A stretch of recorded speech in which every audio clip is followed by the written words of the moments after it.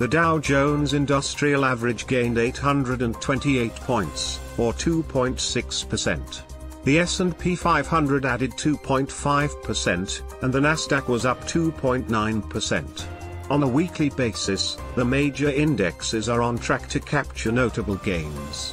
The 30 stock index is up more than 5% this week in its best since May. The tech-heavy Nasdaq was up 0.5% after strong earnings reports from Apple and Intel. The market got a boost from the core personal consumption expenditures price index in September. Personal spending rose 0.6%, more than expected, the data showed. Amazon shares fell 10% after the company posted weaker than expected quarterly revenue. Before we continue, if you enjoyed watching the video, please share your thoughts by clicking the like button and writing them in the comments section below. If you subscribe to the channel and turn on the notification bell, you will be among the first people to find out when new videos are published on the channel. So let's just get started.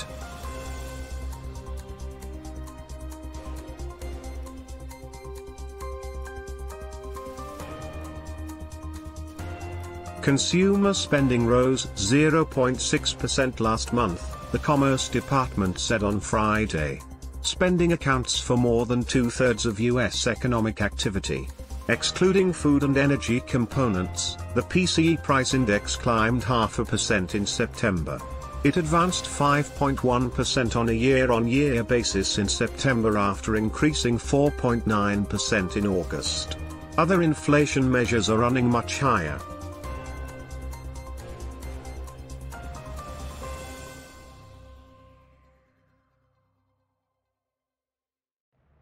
Pending home sales dropped a much worse than expected 10.2% in September from August, according to the National Association of Realtors. Sales were down 31% year-over-year. This marks the lowest level on the pending sales index since June 2010, excluding April 2020. Realtors point squarely to sharply higher mortgage rates, which had sat at record lows for the first 2 years of the pandemic. Pending home sales are down in the Northeast, Midwest and South for the month and year-over-year. Home prices are up more than 40% since the start of the housing pandemic, fueled largely by rock-bottom interest rates. For potential buyers, the monthly payment on a median-priced home is now close to $1,000 higher than it was in January.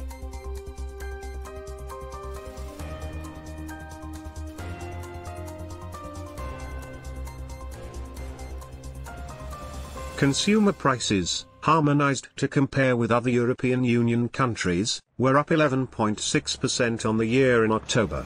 Analysts polled by Reuters had forecast 10.9%, unchanged on the previous month. Germany's Ifo Economic Institute warned that the full effect of inflation had not yet reached consumers. A plunge in energy imports from Russia following the invasion of Ukraine has sent energy prices spiraling. Analysts had forecast a contraction of 0.2%, according to a Reuters poll of analysts. Ifo survey earlier this week forecast that German economy would contract 0.6% in fourth quarter. Economy Ministry says it is too early to assess the implications of the latest GDP data. Government predicts growth of 1.4% this year and a 0.4% slump next year.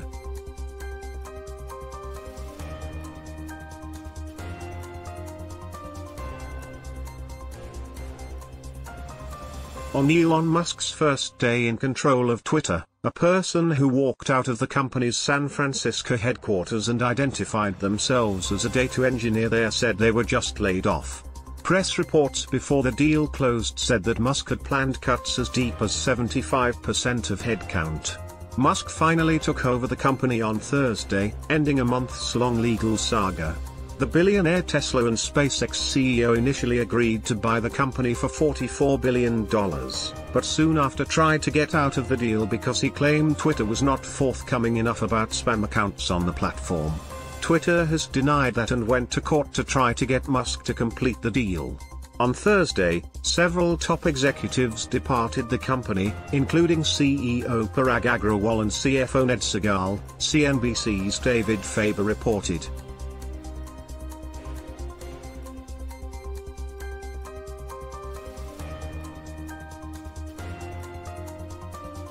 Elon Musk completed his $44 billion acquisition of Twitter on Thursday. He has fired top executives but provided little clarity over how he will achieve his ambitions for the company. Musk is the CEO of electric car maker Tesla Incorporated and self-described free speech absolutist. He plans to scrap permanent bans on users, according to Bloomberg report. Some Twitter users were quick to flag their willingness to walk away after Elon Musk's takeover of the company. Bollywood actress Kangana Ranaut was banned from Twitter last year for violating its rules on hateful and abusive conduct. European regulators reiterated past warnings that Twitter must still abide by the region's Digital Services Act. Twitter will be delisted from the New York Stock Exchange on Friday. Twitter sued him to force him to complete the acquisition, and he performed a U-turn just days before a deadline.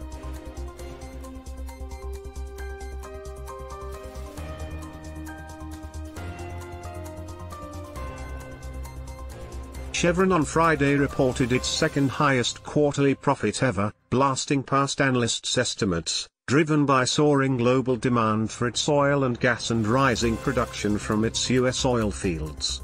The surge comes as oil companies book mounting profits with prices near record levels and supplies tight on output cuts during the COVID-19 pandemic, as well as market disruption from the war in Ukraine. Chevron posted a third-quarter net profit of $11.2 billion, or $5.78 per share, almost double the $6.1 billion from the same period last year, and well ahead of Wall Street's $4.86 estimate. But soaring profits are feeding criticism from consumer groups in the United States and Europe as inflation climbs. The company's cash flow from operations soared to a record $15.3 billion, far higher than the previous quarter. Its oil and gas business posted an operating profit that surged 81% to $9.3 billion, while its oil refining business nearly doubled to $2.5 billion.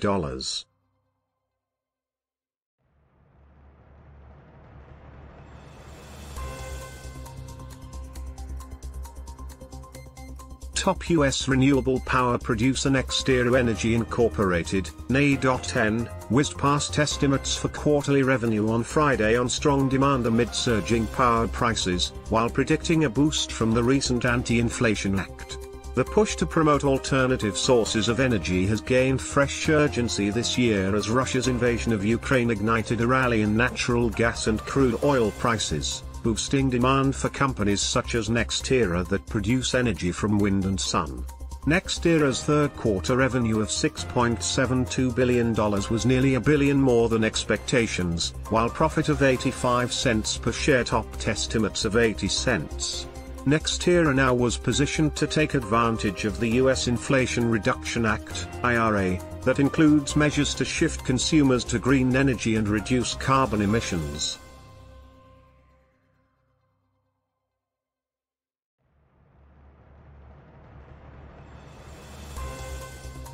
The yen fell more than 1% against the dollar after the Bank of Japan stuck with ultra-low interest rates. The greenback was under pressure ahead of the Federal Reserve's November 1st to the 2nd policy-setting meeting. The Fed is expected to raise rates by 75 basis points for a fourth straight time before pivoting to a slower pace of rate hikes. Japan's finance minister, Takehiko Kuroda, said the Bank of Japan will not use rate hikes to prop up the yen. Sterling rose against the dollar, adding to gains earlier in the week.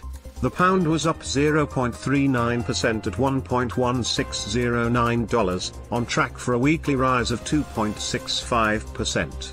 The euro dipped 0.1% to $0.9955 after the European Central Bank raised rates.